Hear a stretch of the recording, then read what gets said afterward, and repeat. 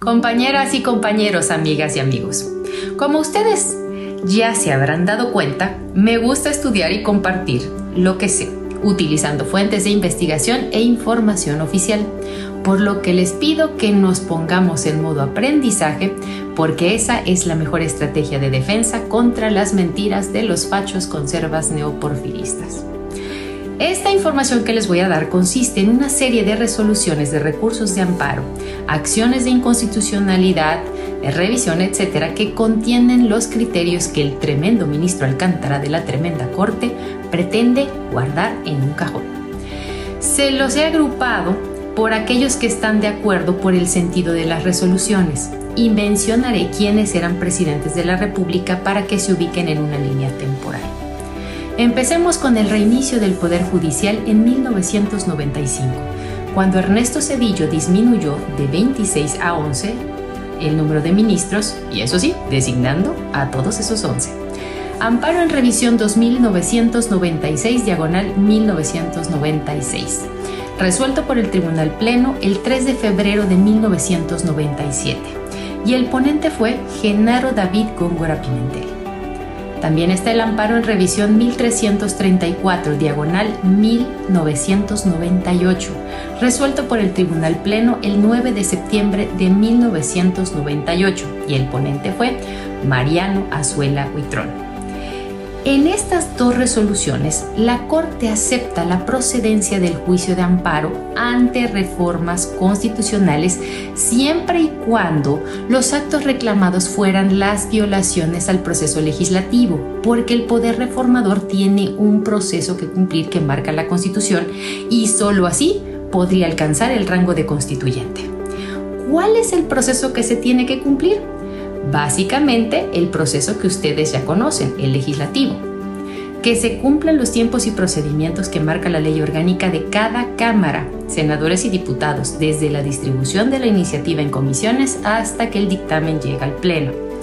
Que se dé la lectura, o sea, la primera y la segunda lectura en cada cámara. Tener la mayoría calificada en las votaciones, las 2/3 partes. Si el proceso inició en el Senado como Cámara de origen y después, pues debe darse el mismo proceso en la de diputados como Cámara revisora y viceversa. Que se remitan también a los congresos locales cumpliendo los tiempos previstos en sus legislaciones y se apruebe por mayoría de votos en cada uno.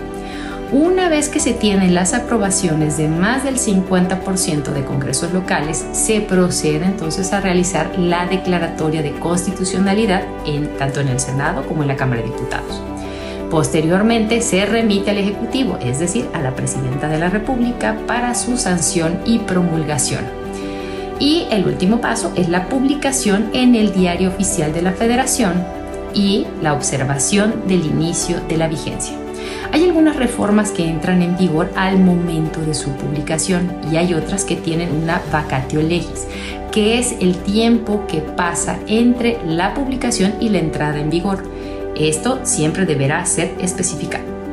Si todo ese proceso se cumple como lo marca la Constitución, entonces se obtiene la calificación como constituyente permanente. Como dato cultural, observen que cada vez que una legislatura local recibe una reforma constitucional federal, cuando va a iniciar ese proceso de reforma, las y los diputados se levantan y se declaran en ese momento como constituyente permanente. Si el poder reformador cumple con todo este proceso, se está a la altura del constituyente originario y no procede ningún amparo, acción de inconstitucionalidad ni controversia sobre el texto. Sigamos. Amparo en revisión 170/1998, resuelto por el Tribunal Pleno el 18 de mayo del año 2000, y el ponente fue Guillermo Ortiz Mayagoitia. Esta resolución dice que el juicio de amparo no puede usarse para impugnar reformas constitucionales, pues no es un mecanismo para cuestionar normas de rango constitucional. Creo que está más que claro. Ahora, de los 3 recursos de este siguiente bloque, 2 fueron resueltos en la época en la que era presidente Vicente Fox. Controversia Constitucional 82/2001, resuelto por el Tribunal Pleno el 6 de mayo de 2002, y la ponente fue Olga Sánchez Cordero. También está el recurso de reclamación 361 diagonal 2004, resuelto por la primera sala el 2 de marzo de 2005 y el ponente fue Sergio Valls Hernández. También está las acciones de inconstitucionalidad 168 diagonal 2007 y la acumulada 169 diagonal 2007, resueltos por el Tribunal Pleno el 18 de diciembre de 2007 y el ponente fue también Sergio Valls Hernández. Aquí tenemos una controversia constitucional, un recurso de reclamación y una acción de inconstitucionalidad. Y el sentido de estas resoluciones fue establecer la improcedencia de los medios de control de las reformas constitucionales, es decir, ratifica que el poder reformador de la Constitución es soberano y no puede ser revisado por la Corte. El último recurso que les mencioné en el bloque anterior y los 5 siguientes fueron resueltos cuando era presidente Felipe Calderón. Amparo en revisión 168 diagonal 2008, resuelto por la segunda sala el 7 de mayo de 2008 y el ponente fue Sergio Salvador Aguirre Anguiano. Está el amparo en revisión 552 diagonal 2008, resuelto por el Tribunal Pleno el 2 de octubre de 2008 y el ponente fue Sergio Valls Hernández. En ambas resoluciones, el Pleno de la Corte dijo que si el poder reformador no cumple con el proceso legislativo, entonces el amparo procede por violación, es decir, por no cumplir el procedimiento de reforma como lo marca la Constitución. Este supuesto ya lo hemos vivido con anterioridad, cuando la oposición ganó acciones de inconstitucionalidad y amparos por falla en el proceso legislativo en la Cámara de Diputados. La nomenclatura con la que les estoy compartiendo los diferentes recursos, ustedes pueden transcribirlas en el buscador y les llevará a la fuente inmediata de información. Esto para que puedan hacerlo. Amparo en revisión 519 diagonal 2008, resuelto por el Tribunal Pleno el 2 de octubre de 2008 y fue ponente Olga Sánchez Cordero. En esta resolución se reitera que la norma fundamental, es decir, la Constitución General, es suprema y única fuente original del derecho nacional. También dice que todas las normas que de ella deriven y que no estén armonizadas, obviamente, se les restará obligatoriedad. ¿Hasta aquí vamos bien? Si es necesario, retrocedan el video. Amparo en revisión 538 diagonal 2008, resuelto por el tribunal el 2 de octubre de 2008 y fue ponente Juan Silva Mesa. En esta resolución nuevamente se ratifica que puede impugnarse el proceso de reforma constitucional, mas no el texto de la misma. Amparo en revisión 221 diagonal 2009, resuelto por el Tribunal Pleno el 28 de marzo de 2011 y el ponente fue Guillermo Ortiz Mayagoitia.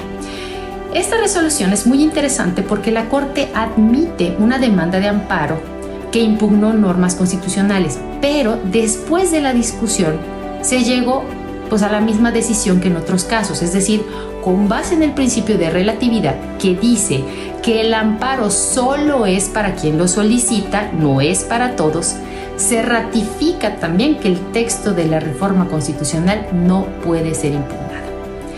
Atención ahora que les voy a enumerar 6 recursos resueltos en el mismo sentido y era presidente de la República en ese entonces, Enrique Peña Nieto.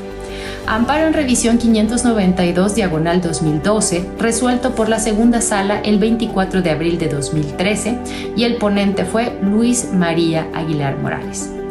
Amparo en revisión 632 diagonal 2012, resuelto por la segunda sala el 8 de mayo de 2013. El ponente fue Luis María Aguilar Morales. Amparo directo 32 diagonal 2013, resuelto por la segunda sala el 11 de septiembre de 2013. La ponente fue Margarita Beatriz Luna Ramos. Amparo directo en revisión 2673 diagonal 2013, resuelto por la segunda sala el 9 de octubre de 2013 y el ponente fue José Fernando Franco González Salas. Ojo con quiénes son los ponentes, Amparo en revisión 565, diagonal 2013, resuelto por la segunda sala el 4 de diciembre de 2013, y el ponente fue Alberto Pérez Dayán. También está la tesis jurisprudencial J3 de la 10ª época, aprobada por la segunda sala en sesión privada el 15 de enero de 2014.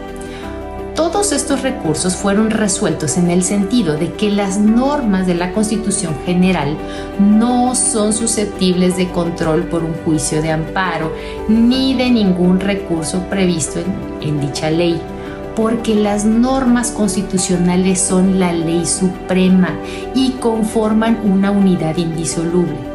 La unidad indisoluble de la que la Constitución, la que está en la Constitución, significa que no es posible impugnar por separado el procedimiento de creación y la norma creada. Por ello, para que pueda impugnarse un texto constitucional vigente, tiene que ser sí o sí por la parte procedimental, pues la norma creada automáticamente se convierte en derecho positivo.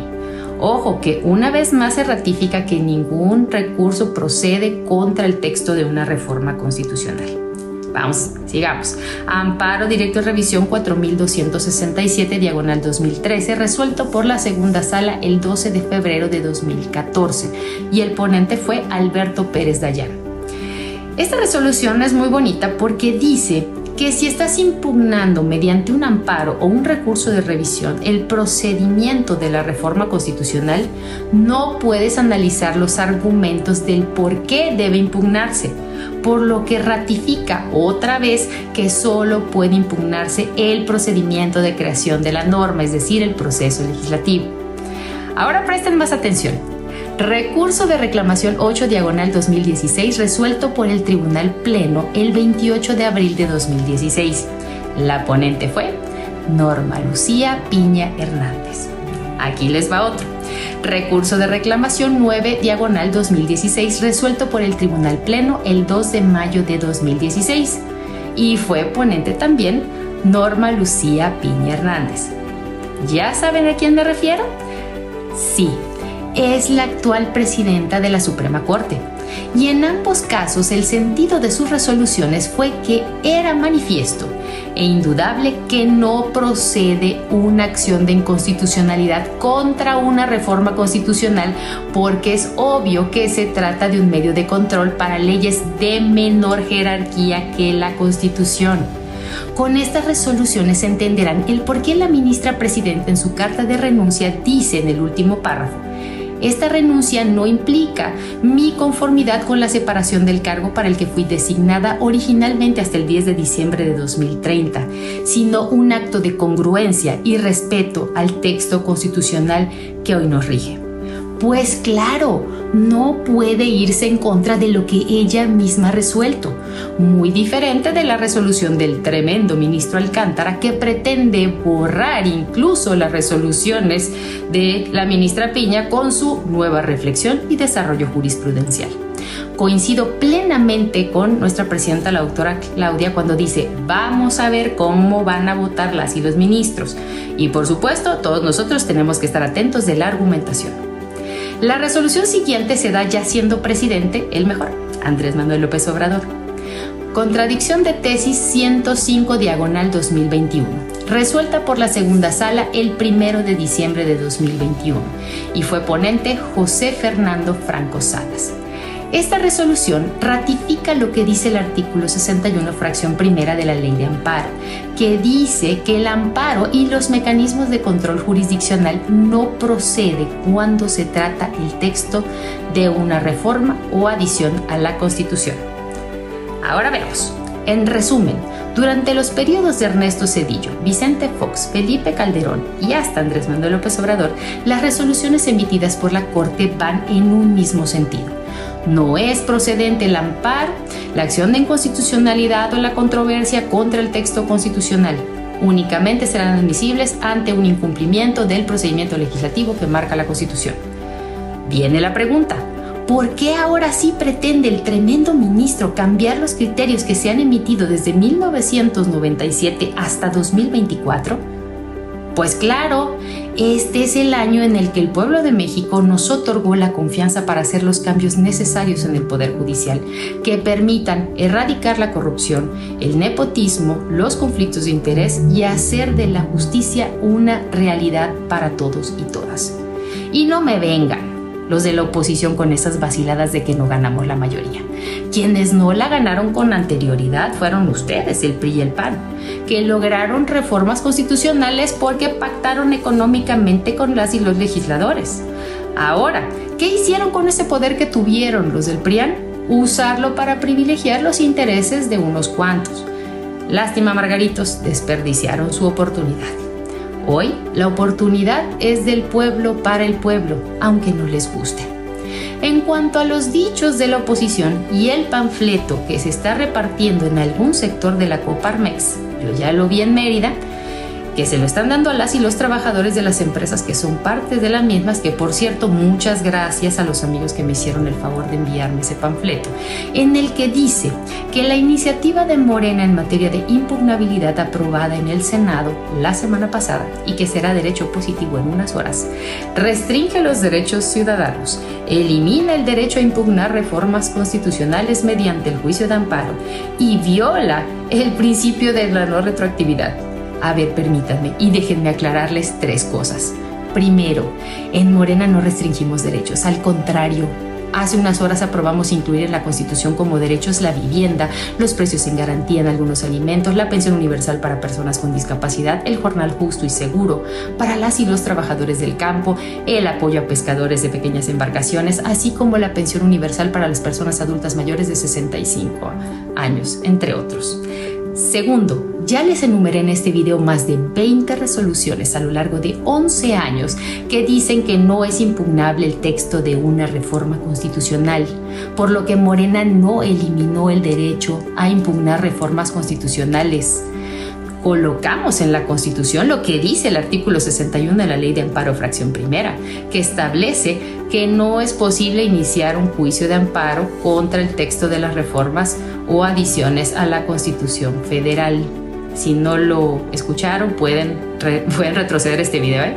Y como dato aparte, la última reforma que hicimos a la ley de amparo fue a los artículos 129 y 148 que ratifican lo que dice el 107 constitucional con el principio de relatividad que ya les expliqué también en este video, donde dice que cualquier suspensión otorgada por el amparo únicamente beneficiará a quien la promueva. Y tercero, para que no se angustie algún sector de la Coparmex, les comparto que la última reforma al artículo primero constitucional, donde se consagran los derechos humanos, tanto los que están contenidos en tratados internacionales de los que México es parte y los propios, fue en junio de 2011, por lo que constitucionalmente todo sigue igual, además de seguir contando con el principio pro persona y también con el principio de irretroactividad de la ley que se aplica cuando se trata de situaciones jurídicas o derechos adquiridos antes de dar entrada a una nueva norma. Para muestra de su vigencia, un botón. El texto ya constitucional ahora dice: las ministras y ministros de la Suprema Corte de Justicia de la Nación que concluyan su encargo por no postularse o por no haber sido electos en la elección extraordinaria del año 2025 no serán beneficiarios del haber de retiro, salvo cuando presenten su renuncia al cargo antes de la fecha del cierre de la convocatoria, por lo que sus derechos adquiridos están salvaguardados al momento de presentar su renuncia. Paréntesis. Para los que puedan decir que esta reforma es como la que sucedió en Yucatán en 2022 con los panistas, comparen bien. En la de Yucatán no había opción de continuar en el cargo. En esta sí hay opción. Quien no quiera continuar en el encargo es bajo su responsable decisión.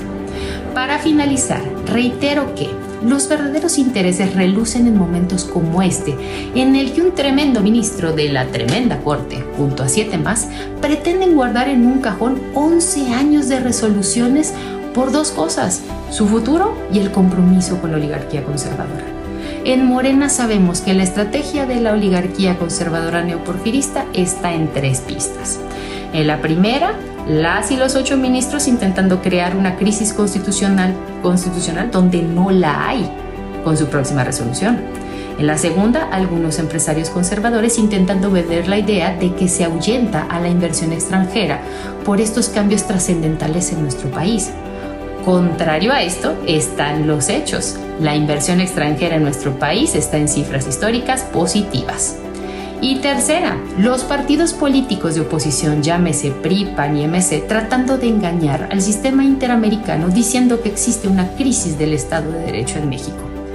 Ya los conocemos, así que hay que hacer lo que siempre nos enseñó nuestro presidente Andrés Manuel y que hoy la presidenta Claudia Sheinbaum hace magistralmente: anticiparnos y no dejar de defender nuestra causa con nuestro partido Movimiento Morena. Espero que esta información sea de utilidad para todas y todos ustedes, porque la transformación hay que defenderla en cualquier lugar con hechos y argumentos. Llegó el tiempo de las mujeres y con nosotras el tiempo del pueblo. Muchas gracias por su atención.